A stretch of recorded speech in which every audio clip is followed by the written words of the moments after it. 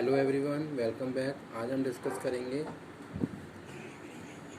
Environmental science में why I should know environment दोबारा से, क्योंकि कुछ बच्चों को ये टॉपिक समझ में नहीं आया है। तो चलिए स्टार्ट कर लेते हैं आज का वीडियो लेक्चर एनवायरमेंटल साइंस। उससे पहले हम डिस्कस कर लेते हैं एलिमेंट्स ऑफ एनवायरनमेंट की। तो एलिमेंट्स ऑफ एनवायरनमेंट में यहाँ पे हम बात कर रहे हैं 3 basic elements: physical elements, biological element और कल्चरल एलिमेंट्स।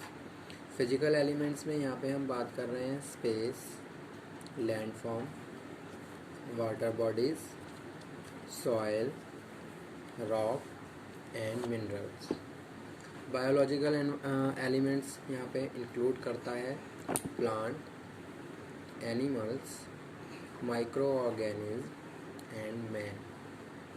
कल्चरल एलिमेंट्स की यहाँ पे हम बात करते हैं तो यहाँ पे हम economic, social and political elements की बात कर रहे हैं, और जो क्या है एसेंशियल मैन मेड फीचर्स। ठीक है, तो ये थे एलिमेंट्स, यानी कि एनवायरनमेंट के, हमारा जो एनवायरनमेंट है उसकी सराउंडिंग में जो भी चीज़ें, जो भी एलिमेंट्स अवेलेबल हैं, चाहे हम फिज़िकल एलिमेंट्स की बात करें, चाहे हम बायोलॉजिकल, चाहे कल्चरल, तो वो किसका पार्ट है? हमारे एनवायरनमेंट का पार्ट है। ठीक है, जैसे यहाँ पे हम लिविंग ऑर्गेनिज्म की बात, लिविंग बींग्स की बात कर रहे हैं, ऑर्गेनिज्म की बात कर रहे हैं, माइक्रो ऑर्गेनिज्म की बात कर रहे हैं, तो ये भी क्या है? हमारे एनवायरनमेंट का पार्ट है। Man made features, man made buildings भी हमारे एनवायरनमेंट का पार्ट है, और जो नेचुरली जो रिसोर्सेज अवेलेबल हैं वो भी क्या है? अंडर सराउंडिंग हमारे एनवायरनमेंट है, पार्ट ऑफ आवर एनवायरनमेंट। ठीक है, Why I should know environment? According to UNESCO 1971, the objective of environment studies. तो यहाँ पे आज हम इसे डिस्कस करेंगे as a objectives of environment study. Okay, क्या क्या ऑब्जेक्टिव होते हैं। तो अगर एग्ज़ाम में ये क्वेश्चन आता है इस तरीके से कि नीड क्या है, why I should environment, what are the objective, all 3 topics are same in this. आपको यही टॉपिक क्या करना है? एक्सप्लेन करना है। तो यहाँ पे फर्स्ट लिखा हुआ है creating the awareness about environment problem among people. लोगों को एनवायरनमेंट के बारे में बताना, एनवायरनमेंट की प्रॉब्लम को के बारे में बताना, उनको अवेयर करना।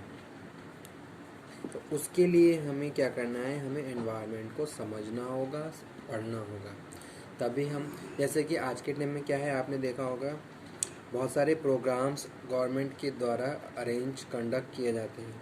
ठीक है, जो भी हमारे एनवायरनमेंट से रिलेटेड हैं, तो क्यों किए जाते हैं? ताकि हम लोगों को कॉन्शियस करें कि भाई क्या क्या मेजर प्रॉब्लम्स अकर हो रही हैं, और उन मेजर प्रॉब्लम्स को हम किस तरीके से प्रिवेंट कर सकते हैं।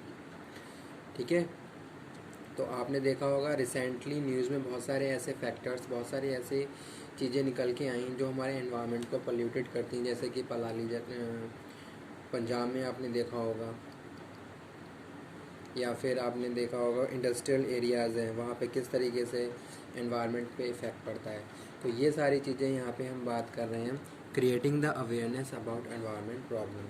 सबसे पहले हमें ये समझना है एनवायरनमेंट है क्या, उसमें क्या क्या प्रॉब्लम्स, मेजर प्रॉब्लम्स आज के टाइम में हो रही हैं, और वो क्यों हो रही हैं, उसका जो मेजर कॉज है वो है क्या, किस वजह से हमारा एनवायरनमेंट पोल्यूट हो रहा है।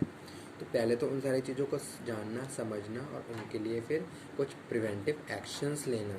ठीक है, तो that's why we have to know, we have to study about environment. Okay, second one is imparting basic knowledge about environment and its allied problem. ठीक है, first of all you have to clear about the basic terms of environment. आपको environment की basic knowledge होनी चाहिए, basic terms you have to clear करने चाहिए। ठीक है, उसी के साथ यहाँ पे हम बात कर रहे हैं किसकी, जो भी बेसिक प्रॉब्लम्स हैं, उन प्रॉब्लम्स को किस तरीके से सॉर्ट आउट किया जा सकता है, ये भी आपको पता होना चाहिए। जैसे आपने देखा होगा आज के टाइम में क्या है,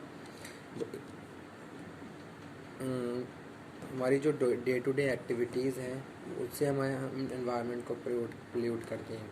ठीक है, तो वो छोटी छोटी चीज़ें भी आपको प्रॉपरली पता होनी चाहिए, वो छोटी छोटी प्रॉब्लम्स भी आपको प्रॉपरली आपकी नॉलेज में होनी चाहिए। Developing an attitude of concern for environment. A positive attitude you have to develop about in this way you can say you are conscious about the about environment and you are taking preventive action also. So this is the very important things to study and objectives of environment study. Okay, यानी कि positive attitudes के साथ आपको क्या करना है, कुछ preventive कुछ मेजर्स लेने हैं ताकि आप एनवायरनमेंट को पोल्यूट होने से बचा सकें। इसलिए यहाँ पे हम जो बात कर रहे हैं वो किसकी बात कर रहे हैं, developing an attitude of concern the for environment. Next one is motivating public. जैसे कि हम बात कर रहे हैं गवर्नमेंट की, गवर्नमेंट ने क्या है आज के टाइम में जैसे स्वच्छ भारत अभियान चलाया था, तो उन्होंने क्या करा, लोगों को मोटिवेट भी करा इस चीज़ के लिए कि वो भी खुद से इस चीज़ को, इस अभियान को आगे बढ़ाएं और इसमें अपना कंट्रीब्यूशन दें। तो इस तरीके से आपको क्या करना है, कुछ प्रोग्राम्स कंडक्ट करने हैं और उन लोगों को मोटिवेट करना है, उनके एटीट्यूड को कंसर्न करना है। ठीक है, तो आप क्या कर रहे हो, motivating public to participate in environment protection and environment improvement. ठीक है, जैसे कि बेस्ट एग्जांपल इसका यही हो सकता है स्वच्छ भारत अभियान का। तो लोगों को मोटिवेट करना, उनको परसुएट करना, उनको इस तरीके विलिंगली वो इन सब चीज़ों के लिए पार्टिसिपेट करें और अपना कंट्रीब्यूशन दें। तो इस तरीके से हम क्या है, बहुत सारे प्रिवेंटिव एक्शंस के साथ अपने एनवायरनमेंट को पोल्यूट होने से बचा सकते हैं और जो भी मेजर प्रॉब्लम है उनको सॉर्ट आउट कर सकते हैं, यानी कि उनका या फिर उनका बेस्ट सॉल्यूशन फाइंड आउट कर सकते हैं। ठीक है, तो सबसे पहले imparting knowledge, basic knowledge you have to concern, you have to know about the basic terms, you have to know about the allied problems as well as increase the awareness and take a preventive actions। ये सारी चीज़ें कहीं ना कहीं हमें क्या कर रही हैं, हमें मोटिवेट कर रही हैं कि हाँ हम भी इन सब चीज़ों के लिए कुछ ना कुछ अपनी तरफ से करें। जैसे हम बात करते हैं किसी भी एक कंपनी की, तो ऑर्गेनाइजेशन अगर वो कुछ काम कर रही है, कुछ प्रोडक्शन कर रही है, तो वो एनवायरनमेंट के लिए भी क्या है, कॉन्शियस है। ठीक है, अब ऐसा नहीं कि मैं कोई ऑर्गेनाइजेशन चला रहा हूँ या कुछ प्रोडक्ट को प्रोड्यूस कर रहा हूँ, इट डजेंट मैटर कि उसका हमारे एनवायरनमेंट पे क्या इफेक्ट पड़ रहा है नहीं पड़ रहा है। तो ये सारी चीज़ें भी हम यहाँ पे हम बात कर रहे हैं। ठीक है, कि जैसे सपोज़ कोई भी एंटरप्रेन्योर है, कोई बिजनेसमैन है, या फिर मैं कोई फैक्ट्री चला रहा हूँ, तो मुझे क्या करना है, बहुत सारे ऐसे इक्विपमेंट इंस्टॉल करने पड़ेंगे जिसकी वजह से अगर मैं प्रोडक्शन कर रहा हूँ तो उसका इफ़ेक्ट हमारे एनवायरनमेंट पे ना पड़े। ठीक है, तो आपने देखा होगा जैसे फैक्ट्रीज़ में आपने चिमनी लगी हुई देखी होंगी, या फिर वहाँ पे बहुत सारे अदर इक्विपमेंट्स लगे होते हैं, जैसे एटीपी प्लांट लगा होता है अगर वाटर वहाँ पे प्रॉपरली यूज़ किया जा रहा है। ठीक है, या फिर बहुत सारी ऐसी चीज़ें जो वहाँ पे एटमॉस्फेयर को कंट्रोल कर रही हैं। ठीक है, तो कहीं ना कहीं ये सारी चीज़ें क्या हैं, बेसिक रिक्वायरमेंट भी हैं और प्रोविजंस गवर्नमेंट ने इम्पोज किए हैं किस पे, ऑर्गेनाइजेशंस के ऊपर, ताकि किसी भी कंडीशन में एनवायरनमेंट से कुछ भी कॉम्प्रोमाइज़ ना हो और उससे रिलेटेड कोई भी इश्यू क्रिएट ना हो। ठीक है, क्योंकि आज के टाइम में क्या है, नेचुरली बहुत सारी चीज़ें ऐसी अकर हो रही हैं जिसकी वजह से हमारा एनवायरनमेंट पॉल्यूट हो रहा है। तो हम चाहते हैं होम मैन मेड कोई भी ऐसी एक्टिविटी प्रोसीड ना हो, कोई भी एक्टिविटी फॉलो ना हो जिसकी वजह से और ज़्यादा मेजर प्रॉब्लम्स क्रिएट हों। तो नेक्स्ट यहाँ पे हम बात कर रहे हैं improving the skills, acquiring the skills. हमें इस टाइप के स्किल्स एक्वायर करने चाहिए जिससे हमारे अंदर और ज़्यादा विलिंग पावर, हमारी विल पावर बढ़े, पहली चीज़। दूसरा, हमारी नॉलेज और ज़्यादा इंक्रीज़ हो, डेवलप हो, हम और ज़्यादा अवेयर हों, साथ के साथ इन सब चीज़ों को हम दूसरों के साथ भी शेयर करें। ठीक है, तो वही यहाँ पे लिखा हुआ है acquiring skills to help the concern individual to identify the volume environment problems, striving to attain harmony with them. ठीक है, और बहुत हारमोनियस वे में हमें क्या करना है, सारी चीज़ों के साथ कनेक्टेड रहते हुए फाइनली अपने एनवायरनमेंट को प्रिजर्व करना है।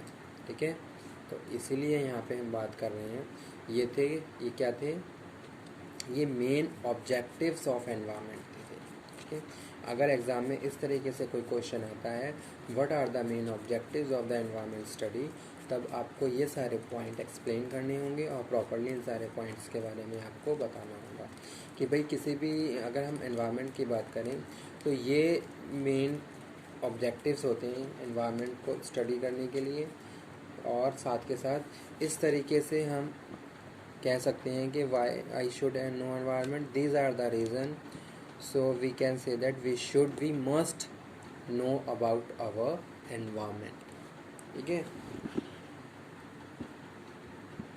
तो आज का टॉपिक यही था। इसमें हमने डिस्कस करा एलिमेंट्स ऑफ एनवायरनमेंट के बारे में एंड आज के टॉपिक को मैं कहूँगा main objectives of environment study. ठीक है, तो ये क्या थे, ये मेन ऑब्जेक्टिव थे एनवायरनमेंट स्टडी के। तो एनवायरनमेंट क्या है, environment is total surrounding ourself. ठीक है, and include biotic and biotic component. Biotic component include living organism, plant, okay, human beings. ये सारी चीज़ें किस में आती हैं, बायोटिक कंपोनेंट में आती हैं। अब बायोटिक कंपोनेंट की बात करें तो land, oceans, soil, minerals, rock, ये सारी चीज़ें अबायोटिक कंपोनेंट में काउंट की जाती हैं। ठीक है, तो जो भी हमारे चारों तरफ जो भी चीज़ें सब्सटेंसेस फैले हुए हैं वो क्या हैं, that all are part of our environment. तो वो सारी चीज़ें क्या हैं, वो सारी चीज़ें ही हमारे एनवायरनमेंट का पार्ट हैं। और उन सब चीज़ों को यानी कि जो भी रिसोर्सेज अवेलेबल हैं उन अवेलेबल रिसोर्सेज को हमें क्या करना है, एफिशिएंसी और बहुत इफ़ेक्टिवनेस के साथ यूज़ करना है, क्योंकि उनमें से कुछ रिसोर्सेज क्या हैं, रिन्यूएबल होते हैं, कुछ रिसोर्सेज रिन्यूएबल नहीं होते हैं। ठीक है, तो आज का टॉपिक यहीं पे। Okay, thank you.